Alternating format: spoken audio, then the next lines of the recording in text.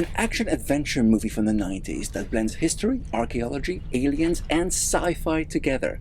But is it as good as you remember it? It's time to talk about, analyze, review, break down, and rant about Stargate, the director's cut. Spoiler alert! Hit it!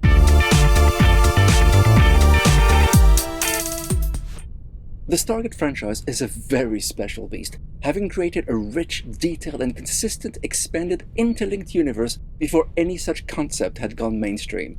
And it all started with one feature film released in 1994. That film was supposed to be the first of a potential trilogy, but although it did make a decent return at the box office, roughly $200 million on a $55 million budget, the franchise went in a different direction, and the rest, as they say, is history. We're thinking of reviewing and dissecting every episode of this long-running franchise. well, that's like 351 episodes and a couple of made-for-TV movies to boot. It's a job and a half for sure. But before we go too crazy on this, do let us know if this is something you'd be interested in and would like to support. And while we await your answer, we'll start with what launched this gigantic universe. A relatively low-budget movie with some vast ideas. We'll be tackling the director's cut, which contains some extra scenes compared to the cinematic release. Here we go!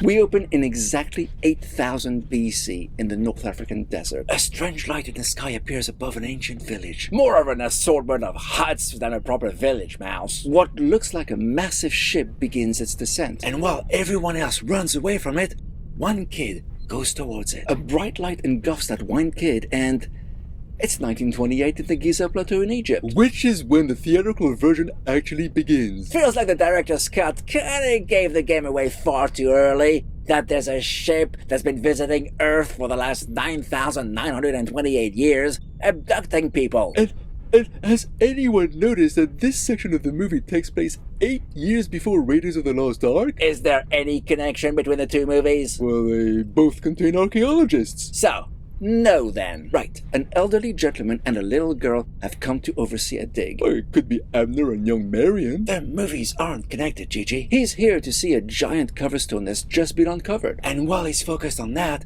little girl sees a pendant she likes and just pockets it. Archaeologists were quite casual about protecting the ancient artifacts they found back then. They did indeed protect them, McCluck, in their own private collections. And in the middle of all this activity, we pan away to reveal the Stargate being raised from the ground. The device that launched a lucrative franchise. They also find something buried underneath that, large orifice that looks like some ornate jackal-looking headgear. The spooky music means this is something bad. But that's it for 1928, as we now move to the present day, which, for this movie, is 1994. We're jumping through time with this movie like a stone skipping on a still lake, aren't we? An elderly woman walks up the stairs of a rather large lobby. Look! She's got the same pendant that young girl swiped on the dig in Giza. Well, it's gotta be the same woman 66 years later. She's here to attend a symposium on ancient Egypt. Bit of a busman's holiday for her then. The speaker's insisting the Egyptians of the 4th dynasty didn't build the Great Pyramid. Ah,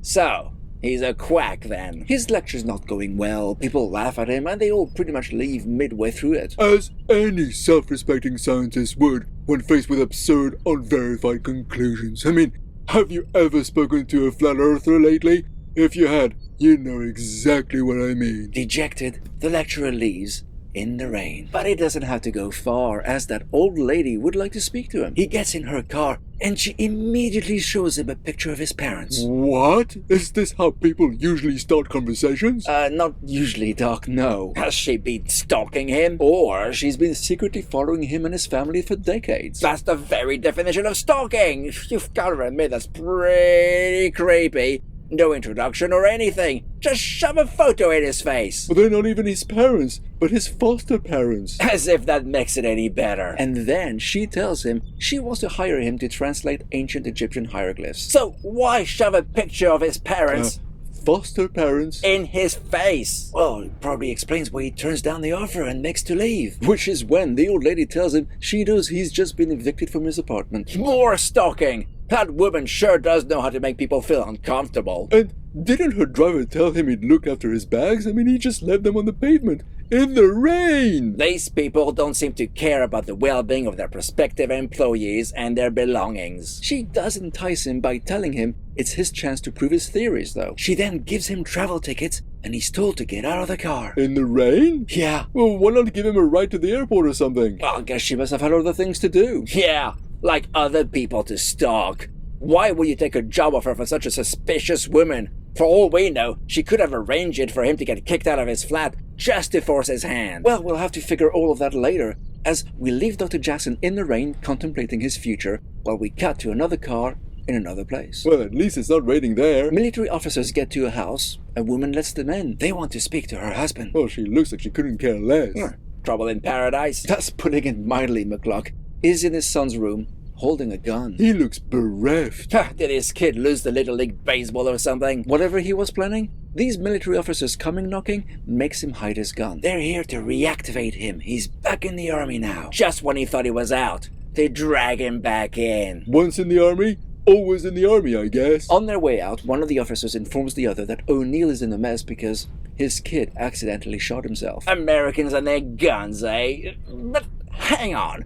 Why didn't the other officer know about that until after the meeting? And why reactivate an officer with very clearly unprocessed deep psychological issues and suicidal tendencies? They couldn't find another officer in the whole of the military to do whatever job they had planned for him? Oh, apparently not. He must have been the only officer in the quadrant or something. And with that, we cut to a car driving to a military installation under Creek Mountain in Colorado. It's Dr. Jackson! He took the job! Well, of course he did. It's everyone's dream to work for their mysterious stalker. The lift takes him deep down a converted military silo, where he comes face to face with the cover stone from 1928. So it wasn't just the British Museum who stole precious archaeological artifacts, eh? Clearly not. Anyway, this gets Dr. Jackson's juices flowing. He's never seen anything like this before. It is one of a kind. He also realizes that whoever translated those hieroglyphs did a pretty poor job, so he just goes about correcting it and eventually changing Door to Heaven to Stargate. That's the name of the movie! But the question remains, why is the military interested in a 5,000-year-old Egyptian artifact? Not 5, 10, as Colonel O'Neill corrects Dr. Jackson. Now that really blows the good doctor away. But there's no time for that. O'Neill informs them all information is now classified and he's in charge. As you'd expect, the old stalker lady isn't happy about that. True, but that's until O'Neill tells her he's here in case she succeeds. Pretty ominous. And we cut to 2 weeks later. Another time jump! At least it's not as drastic as the others. True. Plus, it's an easy way to show how long Dr. Jackson's been working. He's not getting anywhere, though. But as he goes to refill his coffee, he spots something on the guard's newspaper. A breakthrough! That's right. One of the symbols on the cover stone is like the constellation of Orion. Oh, hold on a sec, Commander. The cover stone's 10,000 years old, right? Oh, that's what we're told. Okay, well, the Orion constellation would have looked similar, but not exactly the same as it does now. Stars do move over such a vast span of time. Yeah, but this is a movie, dog. We kind of have to simplify things a little. Guess that means he cracked it. Indeed it does. Time for a meeting with the generals. He finally meets General West, who's a little incredulous that he solved in 2 weeks what his own experts couldn't in 2 years. So, no pressure then. Jackson explains those symbols are constellations, and you need 6 coordinates to pinpoint something in 3-dimensional space, and a 7th for the point of origin. Except the cartouche only has 6 symbols. Oh, not quite. The 7th symbol is just under the cartouche. He cracked it. But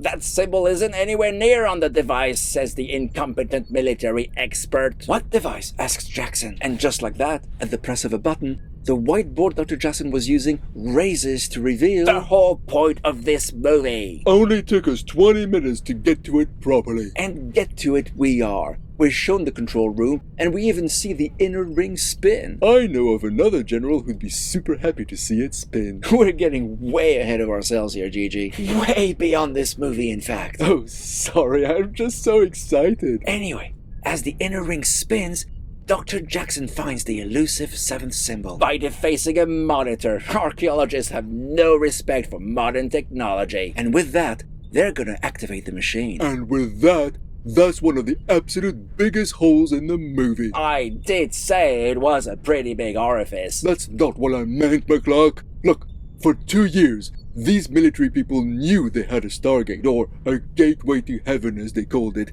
and they knew the 6 symbols inside the cartouche referred to an address of some kind. 6 symbols that they could match to the symbols on the Stargate, right? Heck, they had all that equipment to detect where in space it would go and everything. Absolutely. So why couldn't they just try every other symbol on the ring in succession until they found the elusive 7th one they needed? It's a simple process of elimination. There are 39 symbols, with 6 already taken. It would have taken them at most 33 tries if they were really unlucky. Why didn't they do that? You know why, Doc. Don't say it! Don't you dare say it! So the movie can happen. I can't believe you said it! But it's so ridiculous, Commander. I totally agree, Doc. They could have done that at any time since 1928, in fact. But the movie's pacing is such that you don't really have time to think about the minutiae of what's going on, as you're being swept away by the event's excitement. Pacing or not, I stand by the fact that this is ridiculous. Plus, it makes the military look like ignorant fools. Maybe that was the point. That's not the impression we get of the military by the end of the movie, McCluck. Okay, well, they wasted 66 years, so now they've got the 7th symbol. They're not wasting any more time and are going to activate the gate right away. And finally, the world-famous Whoosh is seen for the first time. Well, world famous in sci-fi circles, Mouse. Well, of course, McCluck. They're sensibly playing it safe, though, and are sending a robotic probe through the gate first. And that leads to another part of the movie that doesn't make sense. What is it now, Doc? Well, they have a bunch of equipment to see a probe dematerializing, and there's one that tracks where it's going in the universe, as if where the destination is a complete mystery to them. But they never opened the gate before. But they've had that address for years, GG. Those 6 symbols pinpoint exactly where the destination is, as Dr. Jackson explained not 5 minutes ago. What's the point of all that equipment to tell them what they should already know? And what they should have known was that the destination is in the Callium Galaxy on the edge of the known universe. And again, that makes no sense. Doc? How can 6 constellations from this galaxy be able to pinpoint a star in another? That's millions of light years away, I ask you. You can ask, Doc, but that's just what the writers wrote. Do those writers even know anything about science? Doc, one of those writers is the same who will use mutating neutrinos as the MacGuffin for one of his future movies, so I think that answers your question quite plainly. Oh, my bountiful bamboo bush, it sure does. And yet, this could have been easily fixed. Just make the Stargate point to a local star. Don't forget that in 10,000 years, stars move as they slowly rotate around the galactic core. The further the destination, the more inaccurate that address would have been. A local star is the only way this would have worked. Maybe the writers didn't know the difference between a star and a galaxy? Wouldn't put it past them. Heck, they even invented a galaxy as opposed to just using the name of one that actually exists. There's no such thing as a Callium Galaxy. Well, in any case, Doc, the probe sends the data back. There's a gate on the other side, the atmosphere is breathable, exploring with humans is a go. Not so fast. The symbols on the other side are different. Which is why General Waste wisely backs down from a human exploration. If they don't know if they can get back, they shouldn't attempt such a potentially dangerous mission. That is, until Jackson assures him he could figure it out. He's full of shit. Well, that's exactly what O'Neill said. Well, West takes the word of a guy who cracked the code over a root kernel. So he just believes him with no evidence to back up his claims. Pretty much, yeah. This movie's really not showing the military in a good light, is it? But they have to go, though, right? Because they know something others don't. That jackal thing they recovered from Giza back in 1928. Which they've kept quiet all this time, even though it's hanging on a wall in a special room in the facility. I'm surprised the stalker lady doesn't know about it. She was there when it was uncovered. Well, maybe she repressed the memory. Speaking of the stalker lady, she goes to see Jackson as he's packing and gives him her special pendant. I'm sure this is just a generic pendant that won't be important at all to the story or plot going forward. So, off they go. O'Neill and his team are all packed and step through the gate after their equipment, one by one, until only Jackson's left. And rather than just step through, he just puts his hands in, like anyone would in a pool of water. Lucky the gate didn't disconnect like it did before.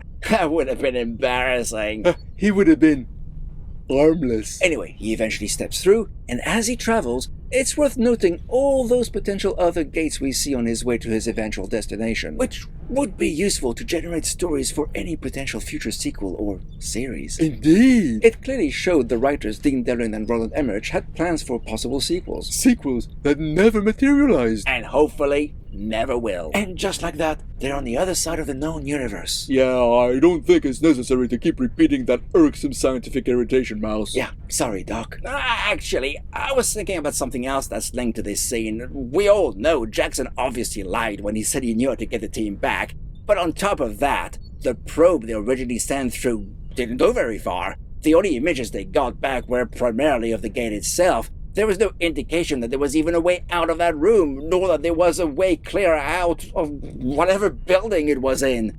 What if it was all sealed, like a tomb? After all, that's what the ancient Egyptians were fond of doing, right? And the idea this movie suggests is that ancient Egyptians copied their culture from the more advanced civilization or something. So that should have been a distinct possibility. These army people didn't think things through. Like how much of a rush they were to dial the gate once they had the right combination of symbols. Why the haste? The gate's been dormant for thousands of years. Surely they could have waited a few days at least, or sent more probes, maybe even a flying one to see how far the room went. There were a lot of available options open to them before even considering sending humans through it. You're both absolutely right, but this is a movie, guys, and there's such a thing as momentum. The build-up from the moment Jackson realized what the symbols referred to showing his results to the top brass, to then revealing the gate, to dialing it, to sending a probe, and then deciding to send people was palpable.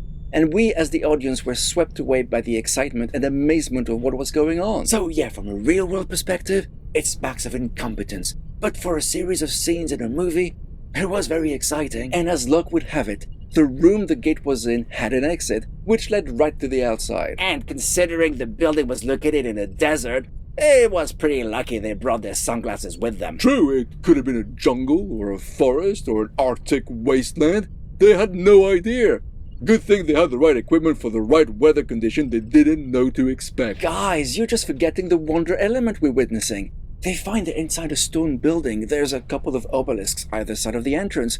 It's a desert outside. They turn round and realize this was the entrance to a massive pyramid. The wonder makes you forget the massive plot holes. Okay, but there's also the massive sets they built to bring the world to life. Not bad for a movie budget of $55 million. Which would be around, 136 million in today's money. Okay, granted, they did a lot more with a lot less back then. So anyway, having established that the pyramid is just surrounded by a desert with no obvious signs of life nearby, O'Neill wants Jackson to open the gate so they can go home.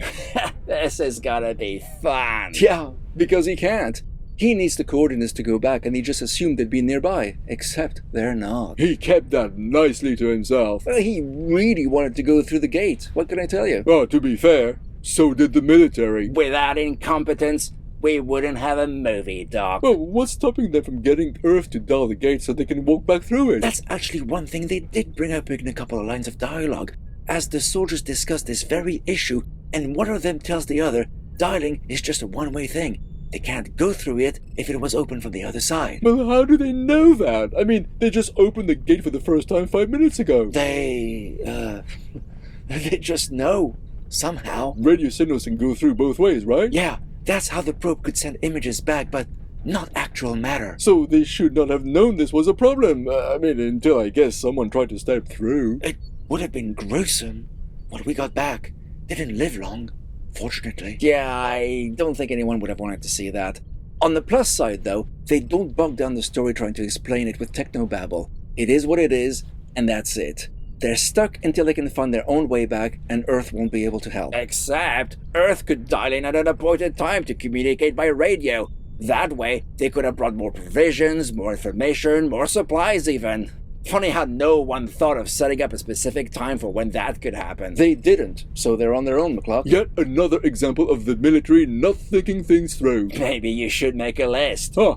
Good idea. So, as everyone else makes camp outside the building, in the sand, O'Neill's by the gate, preparing a device. It's a bomb! That was no peaceful recon mission. Well, why is he doing that? There's no one there as far as they can tell. why prepare a bomb now, especially since they don't know if they can get back and that building's their only practical shelter? Big-headedness? It's obviously to build up tension, folks. It establishes that humorless O'Neill has a mighty secret agenda. Always sensible to send men on a mission without them knowing what the true actual objective is all about. This movie really isn't showing the military in a good light at all, is it? Write it down, Doc. Way ahead of you, McCluck. Come on, they didn't know what to expect. Plus, there was that weird jackal-like armor they found as well, remember? Better safe than sorry. While he's doing that, the rest of his team are getting impatient with Jackson, and one of them just chucks his books across the dune to spur him into finding a way out of his mess. Nothing like a bit of bullying to get the juices flowing, eh? What a twat. Doc? Writing it down. But as he just sits there in the sand, surrounded by his books, eating a chocolate bar, he sees hoofprints. Hoofprints? Hoofprints. Life! Sounds like it's worth telling the boys and investigate this further. Telling the boys? Surely not. It's time for Jackson to explore on his own. Well, of course it is. And in no time at all, he finds a four-legged furry creature with a harness and everything. That creature's pretty cool. They put a costume on top of a Clydesdale horse, and its head was an animatronic contraption. Way to ruin immersion, Doc. Well, I'm sure some of our viewers will find that interesting. As the creature has a harness, Jackson tries to befriend it with some chocolate. Just as O'Neill and a few others reach him, which is enough to spook the animal for Jackson to get his foot tangled up in its reins, and away it goes with Jackson being dragged along for the ride. Chased by the three others. Silly trope aside, it does allow us to appreciate the sheer scale of the scenery. I mean, just look at all that desert. It is impressive. I agree. And as luck would have it, that creature led them to an encampment where humans mine a mineral from a massive rock face. And they're as surprised to see them as O'Neill's team are of them. Jackson walks up to the miners in an attempt to try and communicate, but one of them sees the medallion the old stalker lady had given him, and they all bow in reverence. How lucky was it for the old stalker lady to give it to him, eh? Fancy a continuity glitch? Go on. If you look back when Jackson found the creature, he clearly wasn't wearing it then. Ha!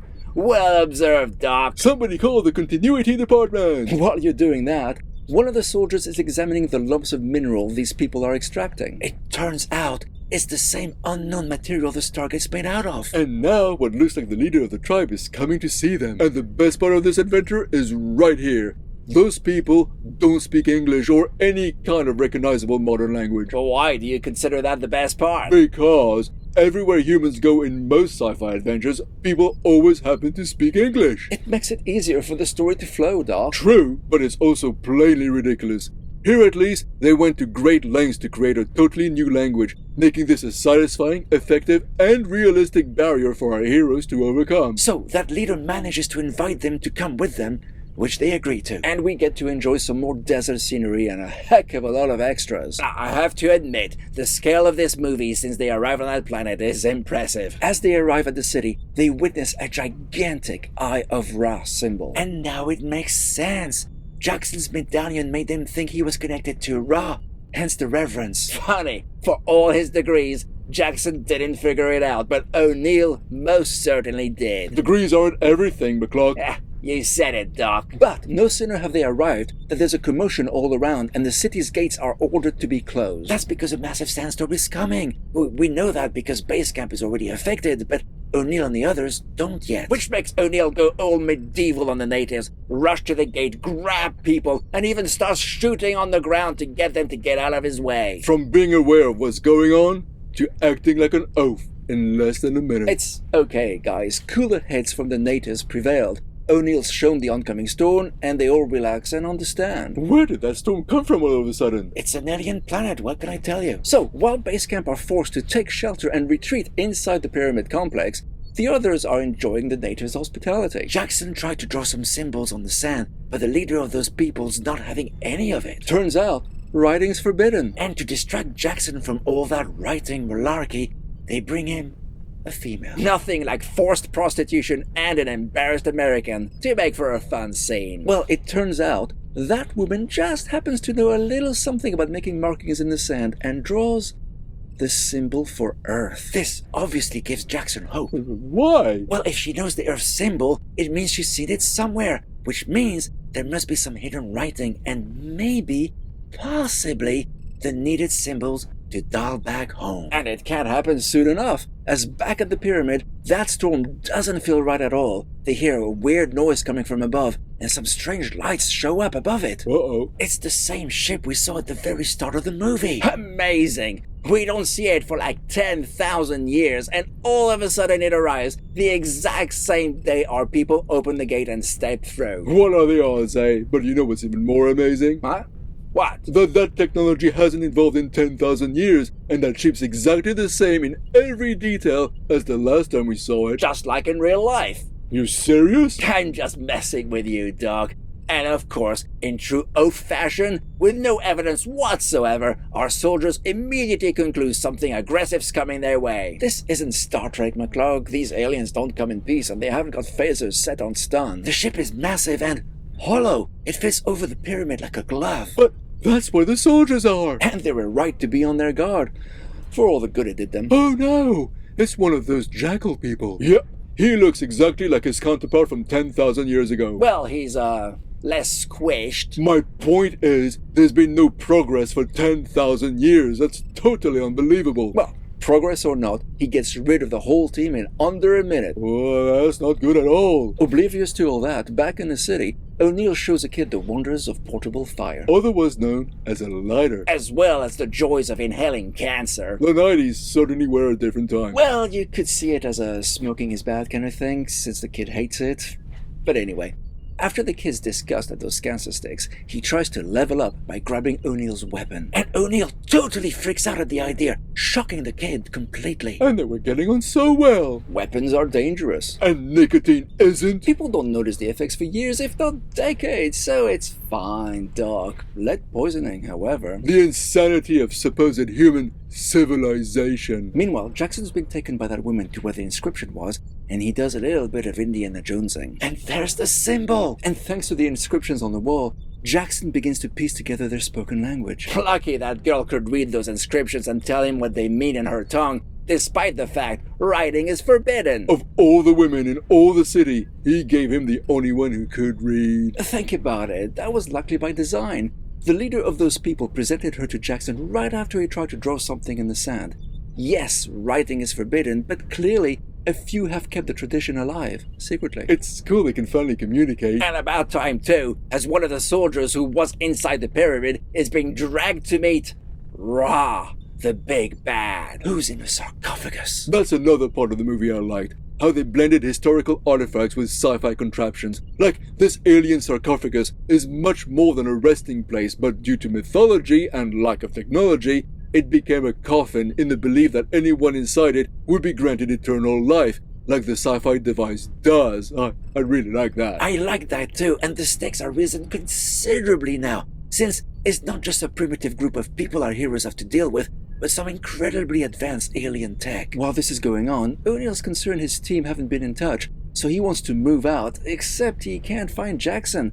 But after a little trial and error, he gets the kids to help him fight him. Lucky that horse bison creature is also an excellent bloodhound, eh? Why not? It's an alien creature, so it can be whatever the writers need it to be. And thanks to it, they find Jackson in next to no time. Which finally leads us to a little bit of exposition. Nothing like finally being able to understand the language and reading their history. And we see again snippets of what we witnessed at the start of the movie. An ancient assortment of huts, a giant ship, a brave individual. You see, that's why I don't like that bolted-on beginning for the director's cut. The other segments pad out some scenes, had some use for character interactions, that sort of thing. But here, we're just repeating what we've already seen. We don't need to see it twice. They should have just left that beginning on the cutting room floor. Plus, it ruins the reveal that we're dealing with an alien race, which was a bit of a spoiler for the rest of the story. They should have kept the audience guessing until this very moment. Editing decisions aside, and between you and me guys, I agree.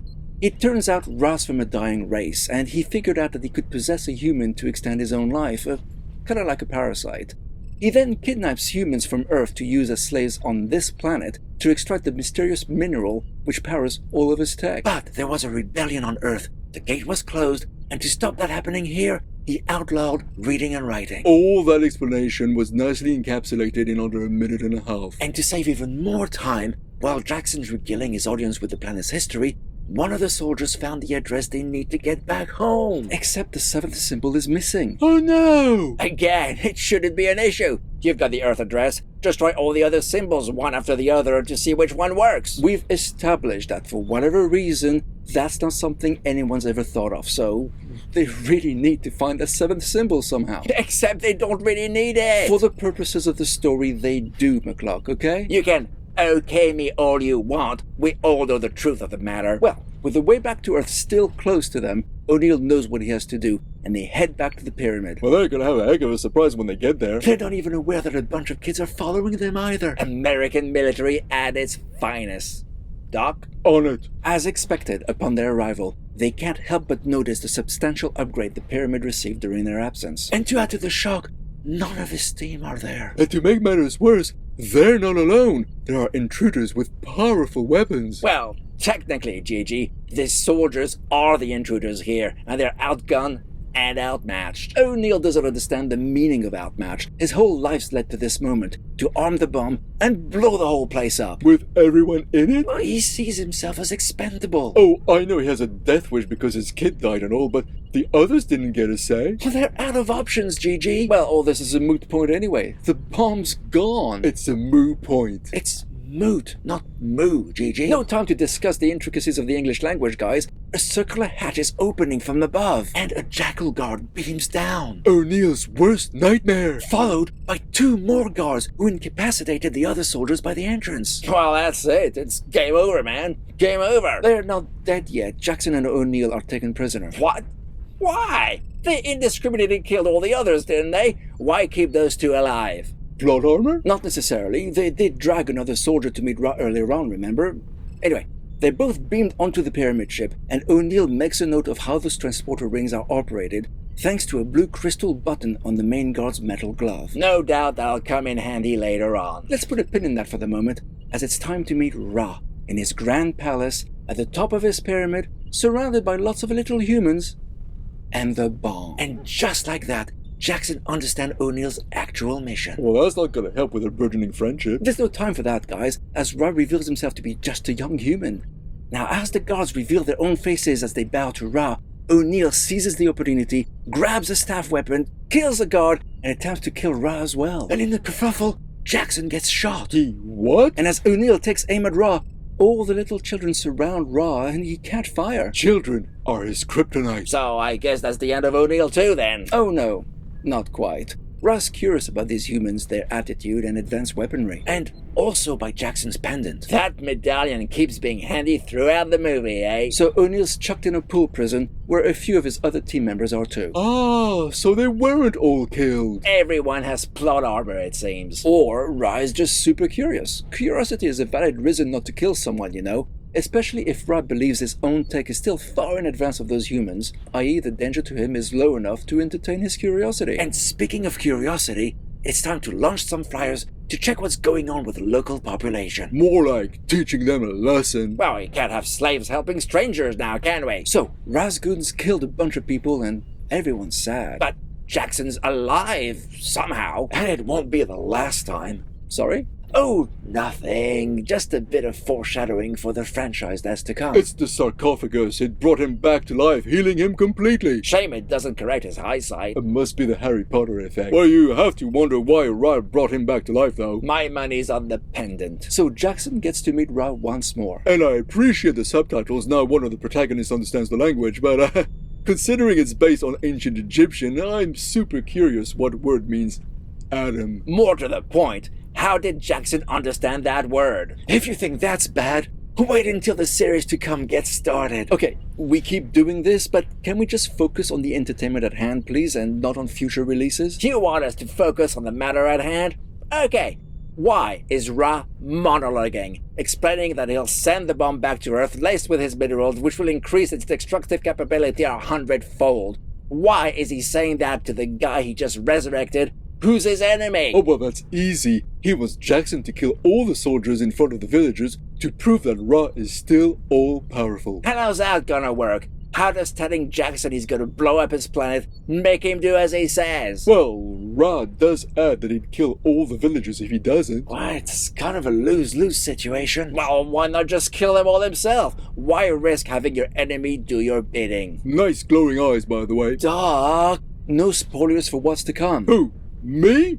Oh, the merest thought hadn't even begun to speculate about the merest possibility of crossing my mind. Anyway, the kids go and tell Shari That's Jackson's now girlfriend. that there's going to be an execution in the morning, so she decides to tell them all about their forgotten history and what they must now do. Looks like the lose-lose situation might have an upside after all, Mouse. Looks like. So the next day comes and it looks like the whole encampment is by the pyramid. That's a lot of people. And remember, this was shot in the days before CGI took over completely. These were actual crowds of extras, every last one of them. Damn, that's impressive. And the execution is at hand. One of the guards hands Jackson a staff weapon. Giving a prisoner a weapon, a loaded one. Yeah, I'm sure it'll be fine. And look in the crowd. Someone's sending a signal by reflecting light off a lighter. But how does Jackson know that's a signal? Oh, look! That kid's got a gun. Okay, that's a better signal. So Jackson readies the weapon, turns around and starts shooting at the guards. And none of the guards expected that. Their overconfidence was their weakness. And Jackson's faith in the villagers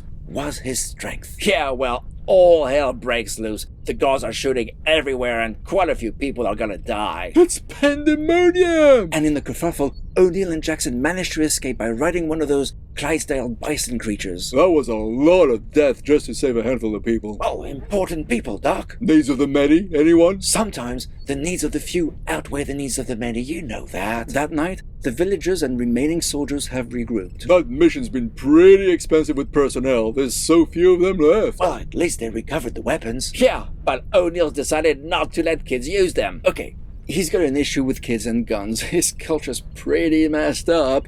But it's not as messed up as blowing up the gate with a nuclear weapon, as Jackson informs the others that that's what O'Neill's plan was all along. Well, only if he found a threat, mind. And he did find one, didn't he? Well, yeah, I guess he did. And since Jackson can't get them home, he'll have to blow the gate with everyone on this side of it. Bit of a burn towards Jackson there. So that means it was a suicide mission for O'Neill all along. Well, he did try to blow his brains out at the start of the movie. No wonder the guys had no sense of humor. GG. Sorry. Anyway, Jackson kind of tells him off about his eagerness to want to die. He's down because, as he says, no one should outlive their own child. Oh, that's such a privileged Western attitude, Gigi.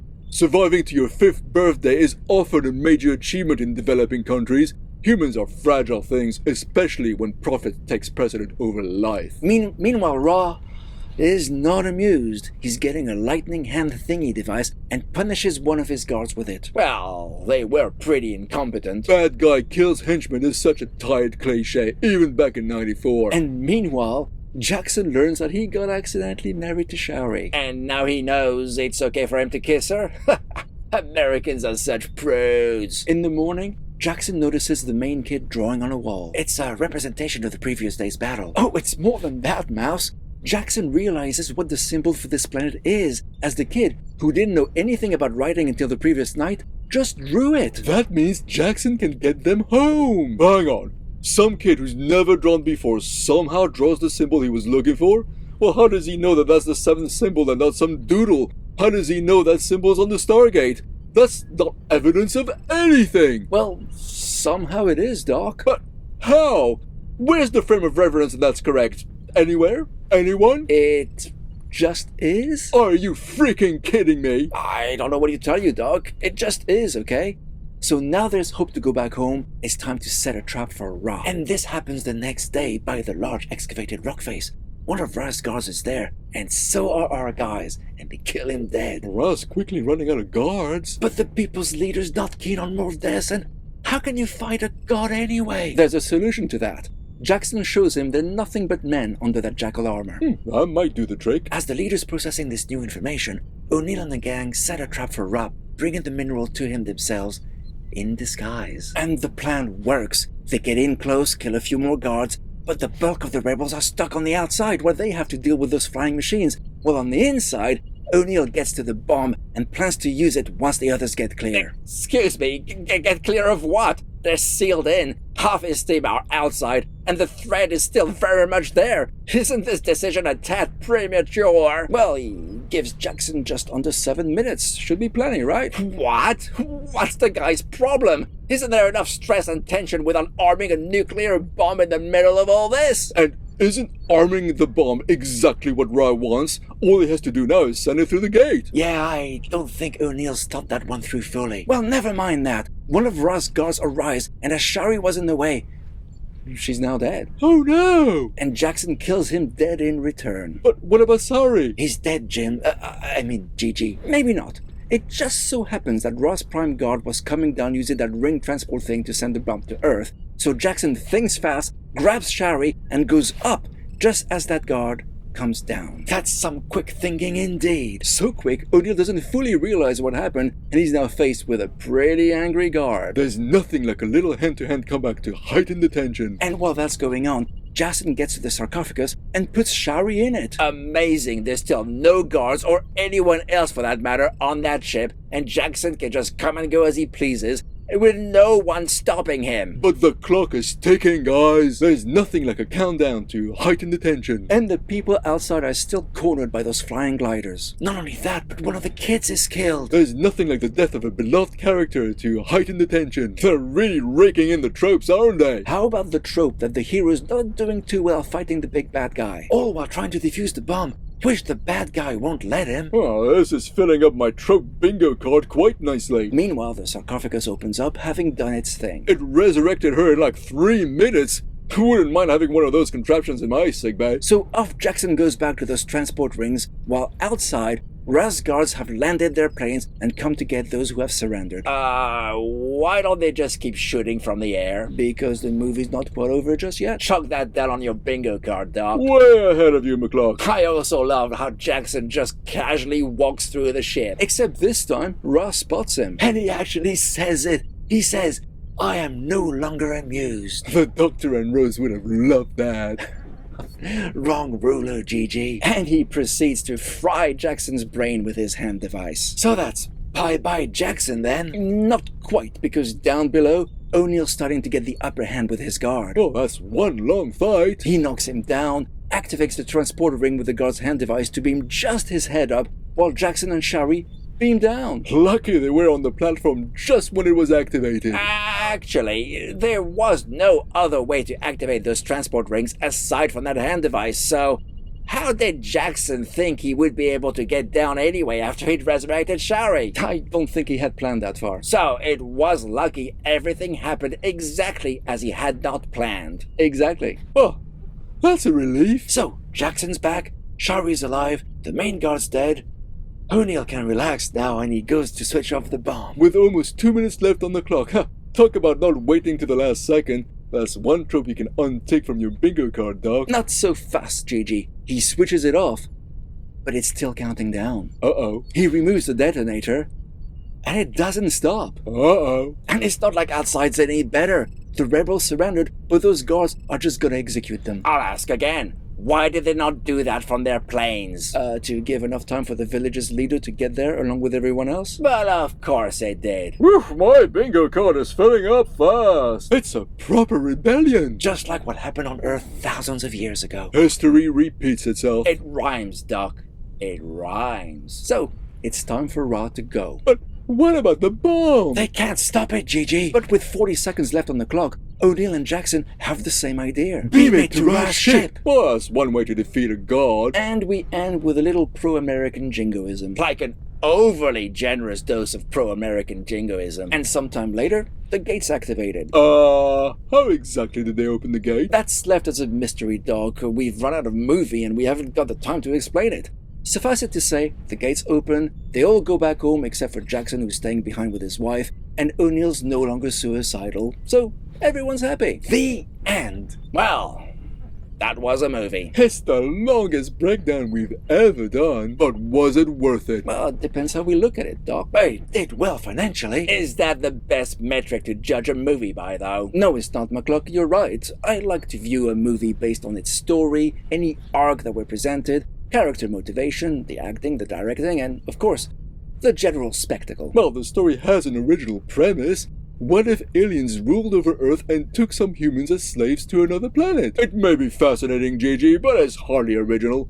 Eric von Daniken wrote Childs of the Gods in 1968, which postulated that religions and technologies spawn from visiting alien astronauts. That's pretty much the premise of the movie. Oh, it gets better. In 1978, Zecharia Sitchin published his first book from his Earth Chronicles, where he blended religions, myths, and history to come up with a story, of which he insists is our forgotten past, that the Anunnaki come from the planet Nibiru to enslave humans to mine precious resources, only for a rebellion to force them to abandon our planet. There's something very familiar about all this. Isn't there just? Okay, the story's similar, but the Stargate itself was a unique piece of technology. Well, if you want to be pedantic about it, in the Star Trek The Next Generation episode Contagion, released in 1989, an ancient race of beings, the Iconians, had a portal technology that allowed them to travel the universe instantly, pretty similar to what the Stargate does. Okay, fine, no idea is truly original,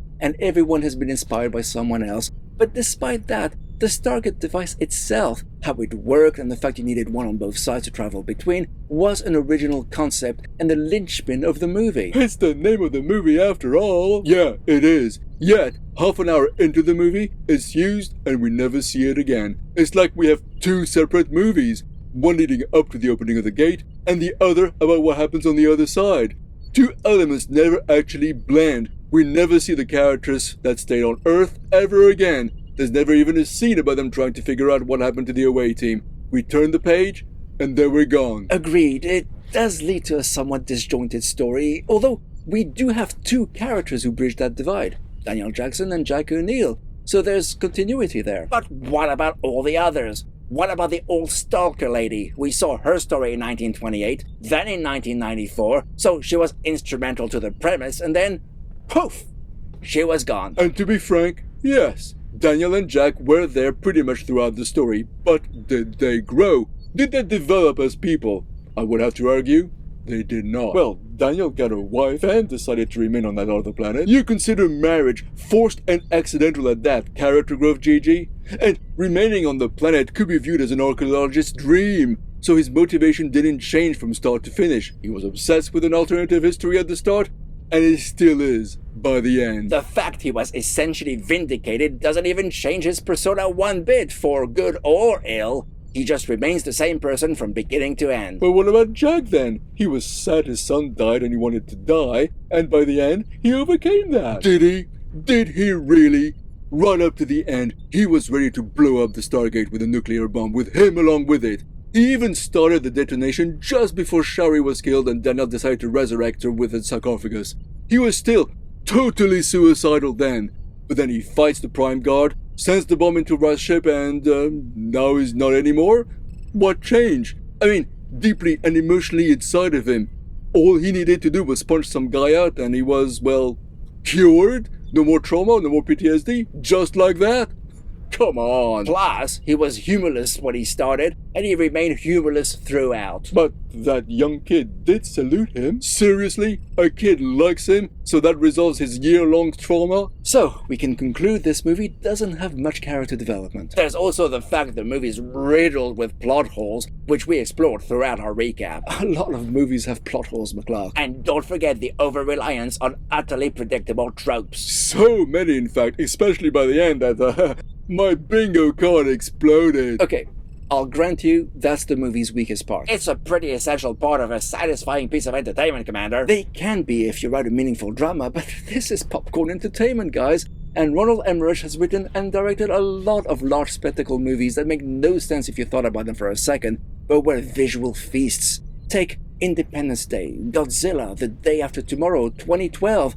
If you want crazy madcap entertainment, Emmerich will deliver. And Stargate preceded all of those. Think of it as a proof of concept for movies he would spend the next decade making. So that's all we have? It's visually exciting? Popcorn movies are a legitimate form of entertainment, McCluck. I guess if it wasn't for the franchise it spawned, it might not be remembered as fondly. You're very likely not wrong there, Gigi. This movie had a wealth of world building which were just touched on in that movie, but were greatly expanded upon in the subsequent series. We're talking about the Stargate itself, of course. Then there's that mysterious mineral, later known as Naquita, the staff weapons, the regenerative powers of the sarcophagus, those transport rings, the death gliders, that hand device, the idea that a parasite can take over a human being and greatly expand its lifespan, and of course, those glowing eyes. There was so much there. The world was so rich with these great concepts. It's like it was screaming for deeper stories. Actually, as we mentioned earlier, this was supposed to be the first of a trilogy of movies. Emmerich had envisioned that the second one would connect to the Stargate's 8th chevron and explain why there are pyramid-like structures all over the globe. And the final movie would have used its 9th chevron and linked all myths together, including the Yeti and the Loch Ness Monster, would you believe it? Yeah, but sadly it was never to be. MGM, who distributed the movie, bought the rights to it just before it was released, and Delvin and Emmerich lost control of their concept. Maybe it was for the best. We'll never know, unfortunately. Emmerich's latest movies, Independence Day Resurgence, and especially Moonfall, should remove all doubt we dodged a bullet, Commander. Be that as it may, the franchise went in a totally different direction. First with the SG-1 series, then Atlantis, and finally Universe. Hundreds of episodes, and so much rich interconnected world building and adventures. But none of that is this movie, Commander. None of that would exist without it, Doc. But that's not the point. None of this was planned when this movie was made, and you cannot judge a movie based on what came after. It must stand on its own 2 feet, as it were. It had great sets and a killer combination of history and sci-fi. It was fun and exciting. With plot holes so wide we could fly a death glider through them. And with characters barely thicker than a cardboard cutout. So yeah, I would say on its own, this movie's barely average. It's impressive technically, it's a great spectacle and has loads of interesting ideas, but they aren't fleshed out enough, and frankly, it doesn't really live up to the promise of its premise. It's crazy you don't like it, considering how much you enjoy the series that came from it. You can like the offspring, but not the parent mouse. True. So there you have it. Some great ideas, a lot of imagination, but a disjointed story that doesn't make the most of the world it created. It's like they barely scratched the surface and should have delved much deeper. It was far too simplistic. Well, that's pretty much all we have to say about Stargate, the director's cut. Let us know what you think in the comments, and we'll give you the response you deserve.